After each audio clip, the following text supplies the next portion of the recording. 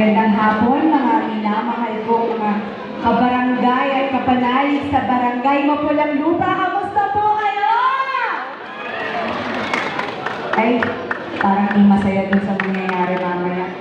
Ulit. Magandang hapon mga minamahal kong kabarangay at kapanalig sa barangay Mapulang Lupa. Kamusta po kayo? Dapat yung mga tipong tuwang-tuwa kasi alam niyo ba, ang swerte niyo. Bakit? Abay, saan ka makakakita? Di door-to-door ko daw. Ay, totoo naman. Door-to-door talaga to. Pag sinabing door-to-door, walang nilampasan. Pag sinabing door-to-door, walang tinignan kung anong kulay. Pag sinabing door-to-door, may nagsabi sa akin, Doktora, hindi kami botante dito.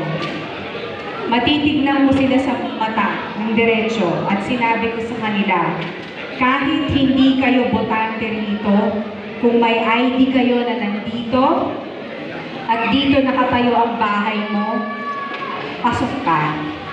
Ganon dapat, diba? Ganon dapat ang pagsiservisyo sa barangay at pagsiservisyo sa tao. Kaya ako ngayon, makakatingin ako sa inyong lahat ng diretsyo na malinis ang konsensya ko, hindi po ako nang iwan, hindi po ako nang lampas. Napakaingay po namin. Imposible hindi niyo po kami marinig. So, eto na. At for the record po, wala po akong isinama na kandidato nung bukay bumababa. Alam niyo po yun. So, pero magte-thank you na rin ako. Alam niyo na. So, yun lang. So, masayang-masaya ako. Anyways, sabi ko nga, sa darating na bagong mamumuno, ang bilin ko sa kanila, huwag nilang tignan ang kulay ng isang tao. Pag lumapit sa barangay, pag lumapit sa inyo, sa amin, kailangan tignan nila base dun sa kabarangay ka namin.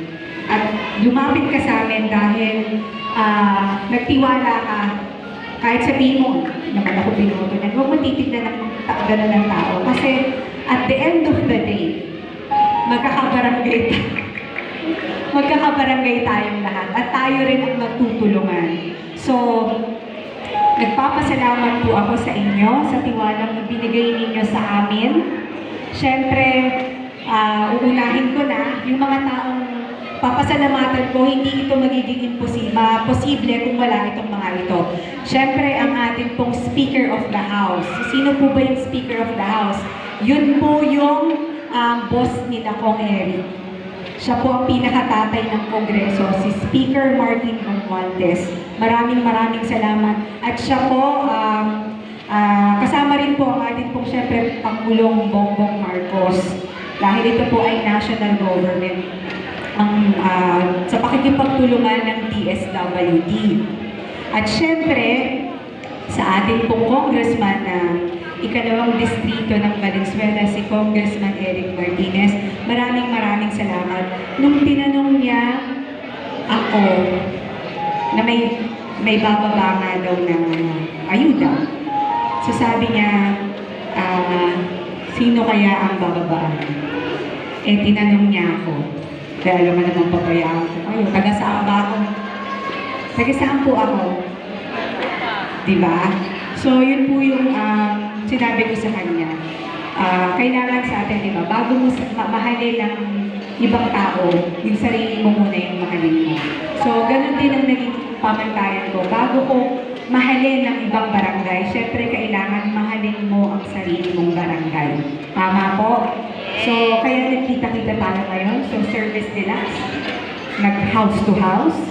Tapos, magpapasalamat din ako sa Tingog Party List. Ang head naman noon ay si Congresswoman Yeda Romualdez, ang asawa po ni Speaker Martin Romualdez. Maraming salamat. At ang mga nagpuyat, eto, tropang puyaters. Sila po yung bayani. Dahil ilang araw po sila talaga. Yung mga forms niyo po, sila po ang nag-aayos. So, maraming salamat sa mga leader ng Kapanalig. Thank you very much. Kahit walang kahit thank you yan. Alam ko galing sa puso yun. Diba? At syempre, sa mga Purok 4 Youth Club, maraming salamat. Sila naman dun sa computer. So, alam nyo na, sila yung mga kasama at tumulong sa amin para mapadali at para maibigay sa inyo ang mga ganitong klaseng serbisyo. So, nasalamat din ako sa social worker at syempre sa opisina ni Congressman Eric Martinez, never stops. Meaning, marami pa tayo, diba? So, maraming salamat sa inyo. At yung isang tao na nung nagbaba kami dito, nung tinawagan ko, hindi nagdalawang isip na samahan ako para mapabilis. Konsehal Nikki Pineda. Thank you very much, Consi. Asahan mo, mamahalin ka ng mga kabarangay ko. Tama po? Ayan. Mahal na mahal ka na. Kung ano yung pagmamahal nila sa akin, ganun din sa'yo. So, sana po, yun nga, yung maibibigay namin sa inyong tulong, galing po sa gobyerno. Hindi po galing sa akin, hindi galing kay Kong Eric, galing sa gobyerno. Sana po maramdaman ninyo na may kasama kayong gobyerno, na may handa tumulong sa inyo regardless kung anong kulay nyo, kung anong estado nyo sa buhay. Basta po, asahan ninyo na sa susunod na mga panahon, ang ating mag-iiba na po lahat ng pananaw. Dahil ang payo ko nga, huwag kayong tumingin sa kulay ng isang tao. Ang tignan ninyo yung kung paano kayo makakatulong at yung pangangailangan niya ang dapat nating ayusin. Unahin natin sila. So yun po yung bilin ko sa mga susunod na mga mamumuno. So maraming salamat po. At ano pa ba? Tapos na? So mali po. Ako po, si Dr. Hat Martinez na bumabati sa inyo.